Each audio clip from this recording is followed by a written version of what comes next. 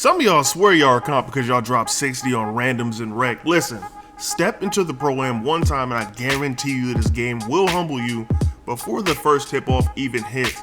Trust me, I'm speaking from experience. This guy stinks! Now, what's up, y'all? Welcome to episode 1 of Casualtocomp, a series where I break down things we're learning as a team, trying to get better at ProAm, one mistake at a time, man. Now, 2K26 ProAm, it's a whole different world. And I want to talk to y'all about why me and my squad basically stopped playing rec. Listen, man, it's not because rec is bad. It's not. It's just, it's too easy to get comfortable. It's too easy to think that you are that player. And it's too easy to develop habits that get exposed instantly in ProAm. So today, I'm breaking down why ProAm is harder, what we learned, and why I think more rec players should take that leap if it's something that they actually want to do and get better. I guess the number one thing is make sure you got 5. Obviously, you can run 3v3 ProAm, but I can make a whole separate video about that if y'all want to hear my opinion on that. So let me tell y'all the exact moment I realized ProAm was not playing. It was literally, I would say, our 4th game. We loaded in, everybody's feeling good, vibes are high. The team on the other side is running a defense I have never had to play against in rec. Now, mind you, this is casual, so for those of you that play ProAm a little bit more, hey man, y'all might have seen this, but it looked familiar, but at the same time, it was like something was wrong. It was like the first 2 possessions that we got the ball. I'm like, okay, this is definitely not rec. This ain't even no sweaty games in rec, because that feels, decent, but this feels like way different. They had structure, they had really good spacing, rotations, and I was like, oh shit, we might actually have to focus in playing this game. So let's get into it, man. ProAm is actually harder for a few different reasons, man. But number one, I will say the defensive pressure is different. Like the passing lanes are tight, the shot windows are tiny. You basically have to L2 every shot because nothing is as open as it looks unless you L2, and then you get a lot of opens, you get a lot more wide opens. So that's definitely something that I would have in the back of my mind. If I were a player going into ProAm or getting together a ProAm team, one thing I would do, learn how to L2. Like, you definitely will need that. Number 2, with that defensive pressure, man, teams do not sag off. Like, in the rec, you can be left alone in the corner, left alone in the wing. You can have the ball and people will run away from you differently, man. Just trust me, they don't leave the corner.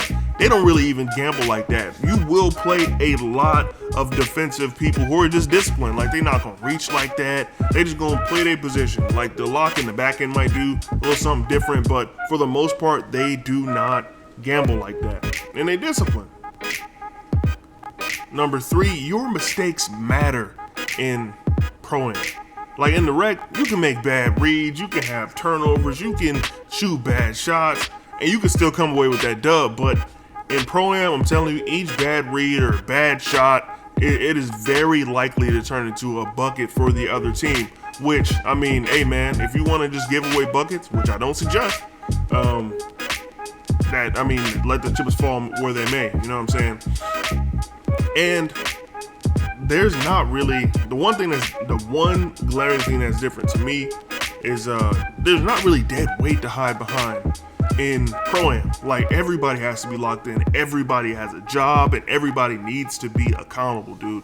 And just trust me, a lot of the rotations will hinge a lot on everybody speaking. Like comms, hey man, I got the drop, hey man, I got corner. Like, kind of making those rotations because, listen, in there, a lot of people do a lot of wild stuff in rec, but in ProAm, you don't really see a lot of that. Like, you'll have somebody sitting corner with like a high dunk that's trying to cut on your point guard. So that's up to, the back end to probably pick that up, or that's up to somebody to try to get a stop on that situation that might not be the man standing there, so you got to rotate your defense. So on my team right now, we are running more of like a meta style lineup, you know what I'm saying? Like, we didn't start out this way, but we kind of like got there, meaning we got a small guard at the 1, hash lock 2, another lock 3. Both of our locks can dribble because, every now and then you're going to have to create your own bucket. Then we got me, 6'9" back end, kind of like a roaming defender.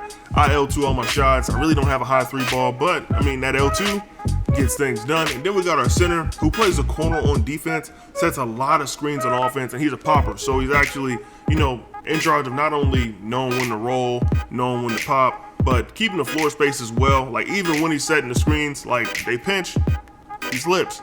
You know what I'm saying? Like little things like that is actually something that you would pick up as a center. Like if you're a center, let me know. I got some tips for centers in Pro-Am.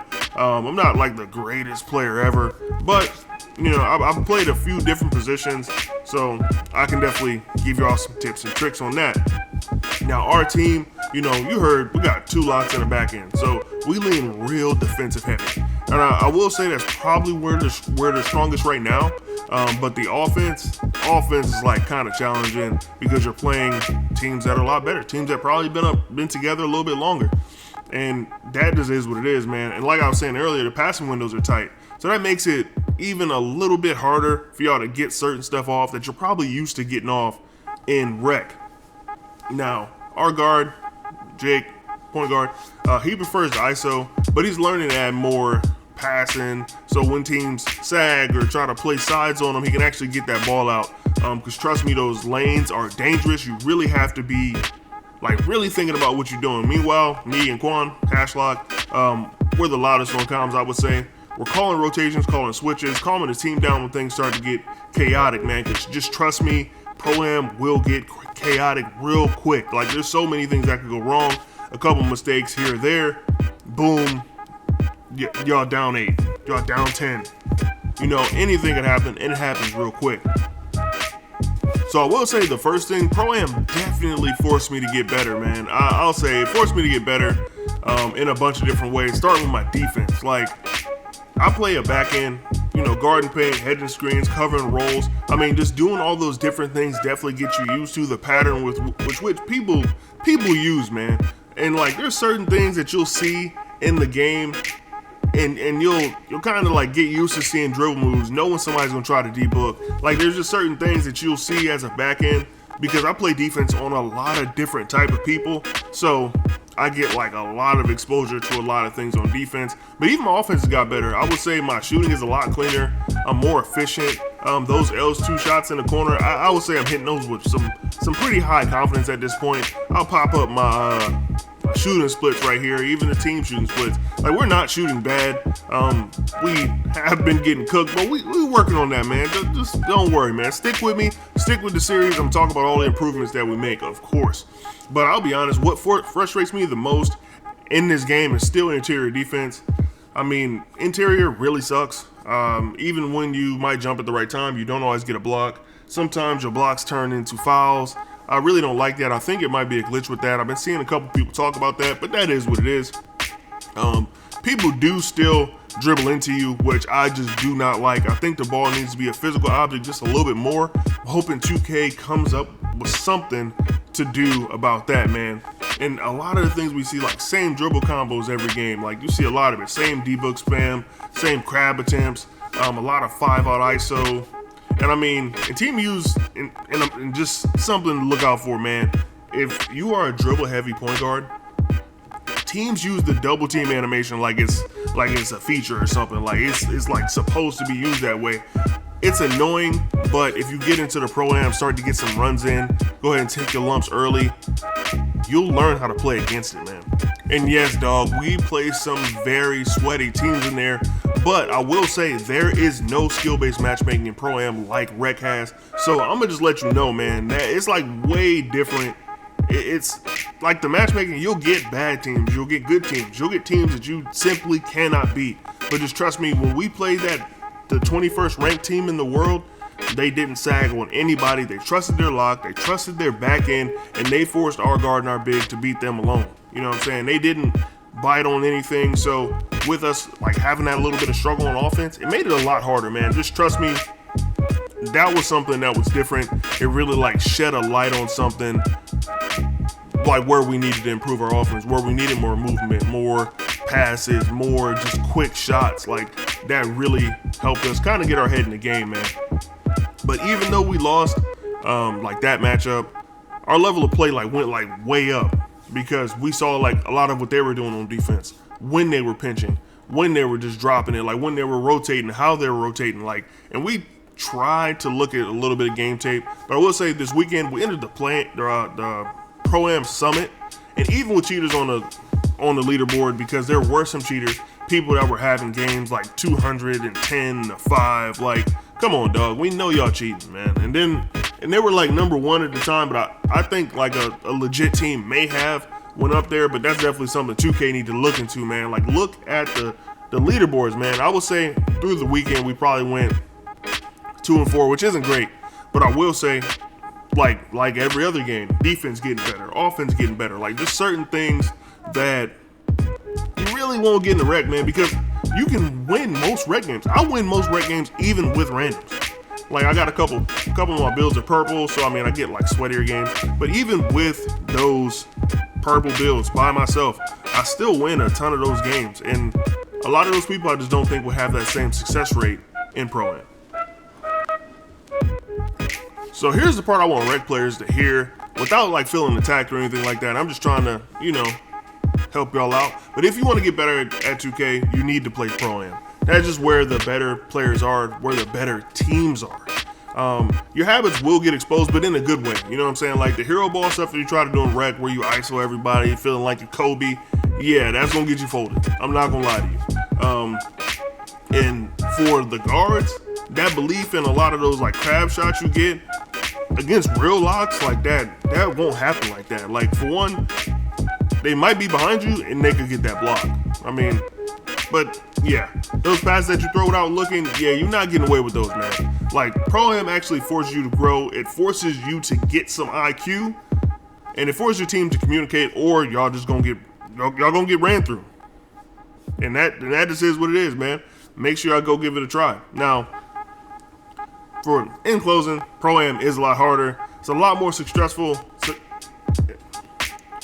So yeah, Pro-Am is a lot harder. Pro-Am is a lot more stressful, but it demands more of you than rec ever will. Like I said, you can go into rec and win with anything. You can make bad builds. You can do what you want to do and still get that dub. But that's exactly why me and my team made the switch. We wanted to challenge. We wanted to like play a little more structured. We wanted to actually get better at the game instead of just, floating through the game half sleep. You know what I'm saying? Like, how you play rec, you really don't even be paying attention. I know you don't, because I play a lot of it, man. So there it is, episode 1, Casualtocomp, a series where I break down what we're learning as we try to become better, smarter, more disciplined in Pro-Am. If you're thinking about stepping into Pro-Am, take this as your sign, and remember, Casualtocomp, one possession at a time. Man, you're crazy as fuck, bro.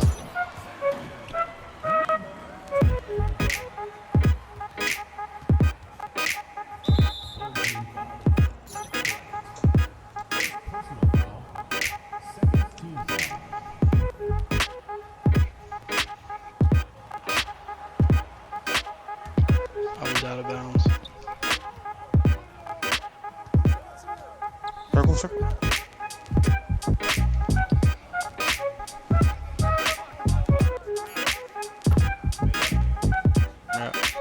Y'all know at the end of the game I'm trying to kill clock.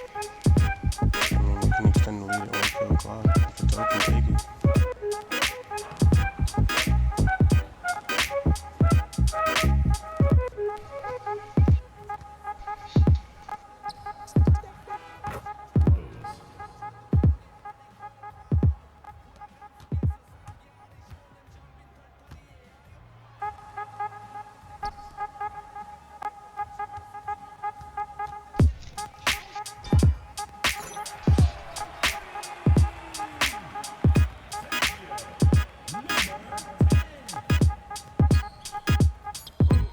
Shot.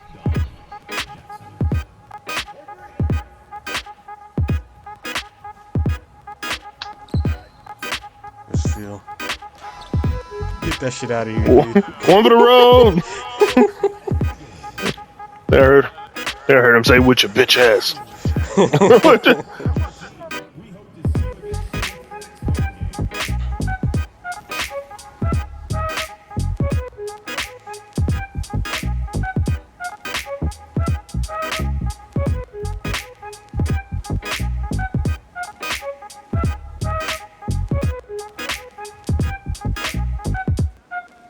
Hell yeah. Damn, now Quan gonna be able to read.